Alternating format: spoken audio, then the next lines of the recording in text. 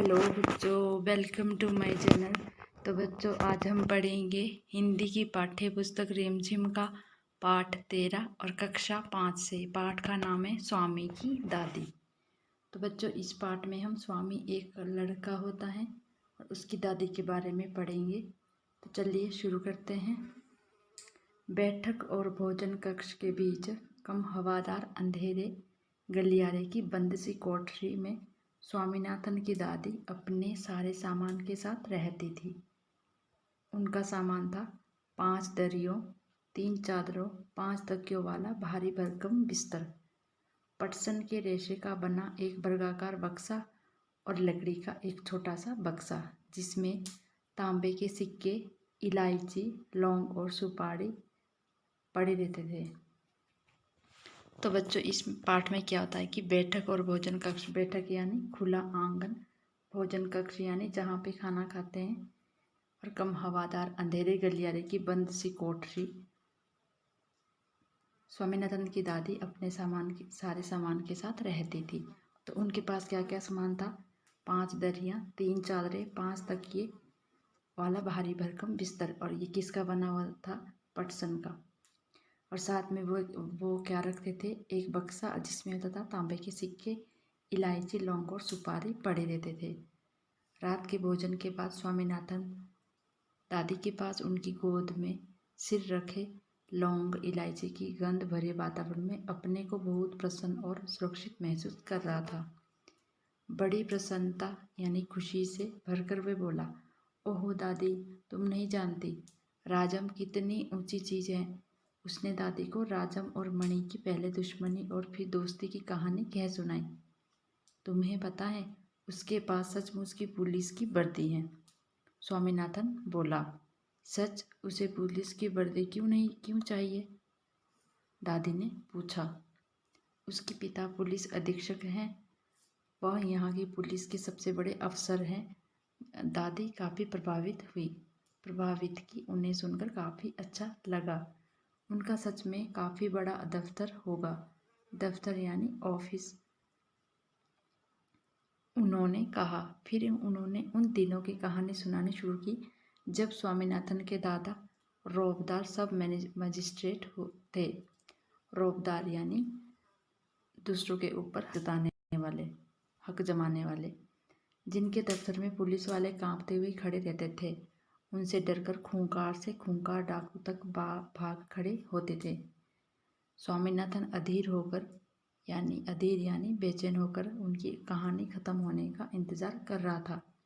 लेकिन दादी बोलती ही गई, इधर उधर भटकती हुई और अलग अलग समय पर घटी घटनाओं का गड़मड़ करती हुई। बस काफ़ी है दादी, उसने रूखे स्वर में कहा। रूखे स्वर यानी कि उसने गुस्से में कहा, मैं तुम्हें राजम के बारे में कुछ बताना चाहता हूँ। जानती हो उसे गणित में कितने नंबर मिलते हैं? सारे नंबर मिलते होंगे, है ना? दादी ने पूछा। अरे नहीं, उसे 100 में से 90 मिलते हैं। चलो अच्छा है, लेकिन तुम्हें भी मेहनत करके उतने ही नंबर लेने चाहिए। तुम्हें पता है, तुम्हारे दादा कभी कभी ऐसे उत्तर लिखते थे कि परीक्षकों को भी चकित कर देते थे। किसी सवाल का जवाब देने में वे दूसरों के मुकाबले 10वां हिस्सा वक्त लेते थे, और फिर उनके जवाब इतने शानदार होते थे कि कभी कभी उनके अध्यापक उन्हें 200 नंबर तक दे देते थे। तब उन्होंने एमए किया तो इन्हें इतना बड़ा मेडल मिला था। मैं कई सालों तक उसे गले में पहनती रही। पता नहीं मैंने कब उसे उतारा। हाँ, जब तुम्हारी बुआ पैदा हुई। नहीं, तुम्हारी बुआ नहीं, तुम्हारे पिता। याद आया, तब बच्चा 10 दिन का था। अरे नहीं, मैंने पहले ठीक कहा था, तुम्हारी बुआ ही पैदा हुई थी। पता है वे मेडल अब कहाँ है? मैंने वे तुम्हारी बुआ को दिया और उस बेवकूफ़ ने उसे गलवाकर 4 चूड़ियाँ बनवा ली, और वे भी इतनी मामूली सी चूड़ियाँ कि मैं हमेशा कहती रही हूँ कि हमारे परिवार में उस जैसा महामूर्ख कोई नहीं। और अब बस भी करो दादी, तुम बेकार की पुरानी कहानियाँ सुनाती रहती हो। क्या तुम राजम के बारे में नहीं सुनना चाहती? हाँ हाँ बोलो दादी। जब राजन छोटा सा लड़का था तो उसने शेर मारा था। सच? बड़ा बहादुर लड़का है, दादी ने कहा। तुम ये बात मुझे खुश करने के लिए कह रही हो, तुम्हें यकीन नहीं होगा। स्वामीनाथन ने बड़े उत्साह यानी जोश के साथ कहानी शुरू की। राजम के पिता एक जंगल में डेरा डाले हुए थे। राजम उनके साथ था। अचानक दो शेर उन पर झपटे और एक ने पीछे से हमला करके पिता को गिरा दिया। दूसरे ने राजम का पीछा किया। राजम एक झाड़ी के पीछे छुप गया और वहीं से गोली चलाकर शेर को मार डाला। दादी, क्या तुम सो गई? उसने कहानी खत्म होने पर पूछा। नहीं बेटा, सुन रही हूँ। अच्छा बताओ, कितने शेर आए थे? 2 शेर राजम पर झपटे थे, दादी ने जवाब दिया। स्वामीनाथन दादी के गलत जवाब से चिढ़ गया। मैं तुम्हें इतनी ज़रूरी बातें बता रहा हूँ और तुम नींद में न जाने क्या क्या उलझुल कल्पना किए जा रही हो। अब मैं तुम्हें कुछ नहीं बताऊंगा। मैं जानता हूँ तुम क्यों ऐसा कर रही हो। तुम राजन को पसंद नहीं करती। नहीं नहीं, वह तो बहुत प्यारा लड़का है। दादी ने बड़े विश्वास से, उन्होंने राजन को देखा तक नहीं था। स्वामीनाथन खुश हो गया। दूसरे ही क्षण यानी पल उसके मन में एक नया संदेह यानी शक पैदा हुआ। दादी, शायद तुम्हें शेर की कहानी पर विश्वास नहीं हो रहा है। मैं एक एक शब्द पर विश्वास करती हूँ, दादी ने स्वर में मिठास भरकर कहा। स्वामीनाथन को इससे खुशी हुई, लेकिन उसने चेतावनी के तौर पर जोड़ा, जो भी उसे झूठा कहेगा वह उसे गोली मार देगा। दादी ने इसका समर्थन किया और हरिश्चंद्र की कहानी सुनाने की बात कही,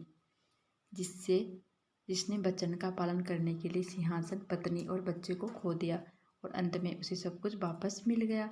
उसने कहानी आधी ही सुनाई थी कि स्वामीनाथन खर्राटे लेने लगा। दादी भी रुक रुक कर बोलने लगी, फिर वे भी सो गई।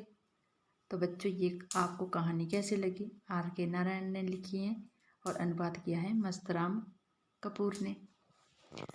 तो बच्चों, अगर आप भी कभी ऐसे अपने दादी से कुछ बात शेयर करते हैं तो आप कमेंट बॉक्स में ज़रूर लिखना। हेलो बच्चों, तो बच्चों अब हम करेंगे अभ्यास प्रश्न उत्तर पाठ 13 कक्षा 5 से स्वामी की दादी के प्रश्न उत्तर। कहानी से पहला प्रश्न है, सच राजन बड़ा बहादुर लड़का है। स्वामी को क्यों लगा कि दादी ने ये बात उसे खुश करने के लिए कही? उत्तर है, क्योंकि स्वामी को लगा कि दादी को उसकी बात पर यकीन नहीं है। प्रश्न 2 है, मेडल से चूड़ियाँ बना लेने पर दादी ने बुआ को महामूर्ख क्यों माना? उत्तर है, दादी जी को ये मेडल MA करने के बाद मिला था कि उनकी उपलब्धि का पुरस्कार था। उस मेडल को बुआ ने गलवाकर मामूली सी चूड़ियाँ बना ली थी, इसलिए दादी ने बुआ को महामूर्ख माना। प्रश्न 3 है, पाठ के आधार पर दादी या स्वामी के स्वभाव, आदतों आदि के बारे में तुम्हें क्या पता चलता है? किसी एक के बारे में 10-12 वाक्य लिखो। जैसे उत्तर हैं, दादी स्वामी से बहुत प्यार करती थी और उनकी गोद में स्वामी हमेशा प्रसन्न व सुरक्षित रहता था। दादी बातूनी स्वभाव की थी और पुरानी बातों को दादी बढ़ा चढ़ाकर बताती थी। जिस प्रकार की घटना के बारे में सुनती, वैसे ही पुरानी बातें गड़बड़ कर सुना देती थी। उन्हें पुरानी चीज़ों को संभाल कर रखने की आदत थी।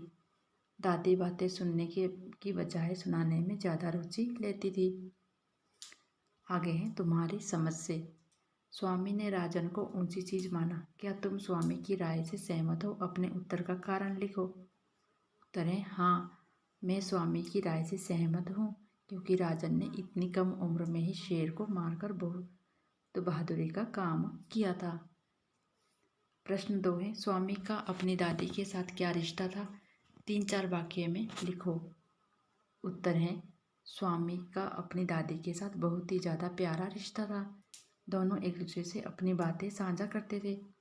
स्वामी अपनी दादी की गोद में सुरक्षित महसूस करता था और स्वामी और दादी अच्छे दोस्त की तरह रहते थे।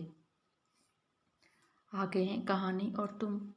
स्वामीनाथन के दादा रौबदार सब मजिस्ट्रेट थे। उत्तर है, किसी व्यक्ति का रौब उसके बातचीत एवं काम करने के तरीके के साथ साथ उससे आने वाले प्रभाव से पता चलता है। अगला प्रश्न है, क्या तुम्हारे आसपास कोई रौबदार व्यक्ति है? शब्दों के जरिए उसका खाका खींचो। उत्तर है, मेरे घर के पास एक उच्च न्यायालय के न्यायाधीश रहते हैं। वे हमेशा लाल बत्ती गाड़ी से आते जाते रहते हैं और उनके घर के बाहर 2 सिपाही दिन रात पहरे पर रहते हैं। अगला प्रश्न है, स्वामीनाथन दादी के पास बहुत प्रसन्न और सुरक्षित महसूस कर रहा था। तुम कब असुरक्षित महसूस करते हो? उत्तर है, जब मैं अनजान लोगों के बीच होती हूँ तब मैं अपने आप को असुरक्षित महसूस करती हूँ। तुम इन हालात से कैसे महसूस करती हो?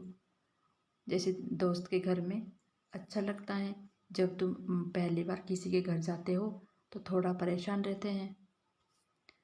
रेल या गाड़ी में किसी सफ़र में तो चिंतित और डरी हुई सी। जब तुम मुख्याध्यापक के कमरे में जाती हो तो डरी और सहमी हुई सी। पता करो, सब मजिस्ट्रेट कौन होता है? क्या वे पुलिस विभाग में होता है? उत्तर है, सब मजिस्ट्रेट न्यायाधीश होता है जो न्यायालय में मुकदमों के फैसले सुनाता है। आगे है दादी का बक्सा। प्रश्न है, दादी ने अपने बक्से में इलायची, लौंग और सुपारी क्यों रखती होगी? उत्तर है, दादी को इन्हें खाने की आदत होगी और उनके स्वाद उन्हें पसंद आते होंगे, इसलिए दादी इलायची, लौंग और सुपारी अपने पास रखती होगी। अगला प्रश्न है, क्या तुम्हारे घर में इनका इस्तेमाल होता है? किस किस तरह से होता है? उत्तर है, जैसे कि इलायची चाय में, मिठाई में, मुंह में चबाने के लिए इलायची काम आती है, और लौंग चाय में मिलाने पर, दांत में दर्द आदि होने पर काम आती हैं, और सुपारी पान रखने और पूजा के समय में सुपारी का प्रयोग किया जाता है। अगला प्रश्न है, तांबे के सिक्के बनाने के लिए किस किस धातु का इस्तेमाल होता है? उत्तर है, तांबा और लोहे का इस्तेमाल होता है। सिक्के कौन कौन से धातु के बने होते हैं? उत्तर है, सिक्के aluminium, stainless steel, copper, bronze, brass, silver, gold जैसी धातु से बने हुए हो सकते हैं। अब ये शब्दों की बात। नीचे पहले स्तंभ के रेखांकित विशेषणों के दूसरे स्तंभ के शब्दों का प्रयोग वाक्य में करो। जैसे कि उल जलूल करना और रूखा स्वर, खूंखार डाकू, चेतावनी, मिठास और समर्थन। तो इसको हमने वाक्य में लिखना है। जैसे कि उल जलूल उत्तर देने पर अध्यापिका ने बच्चों को चेतावनी दी। आगे है, कौवे का रूखा स्वर सुनने के बाद कोयल के स्वर में ज़्यादा मिठास लगी। आगे, गांव में खूंखार सरपंच के चलते लोगों ने अपना समर्थन वापस ले लिया। तो बच्चों, इसी के साथ हमारे आज के पाठ 13 कक्षा 5 का स्वामी की दादी के अभ्यास प्रश्नोत्तर समाप्त होते हैं। तो बच्चों, अगर आपको वीडियो अच्छी लगी हो तो वीडियो को लाइक और शेयर कीजिए। मेरे चैनल को सब्सक्राइब कीजिए। बाय बाय बच्चों।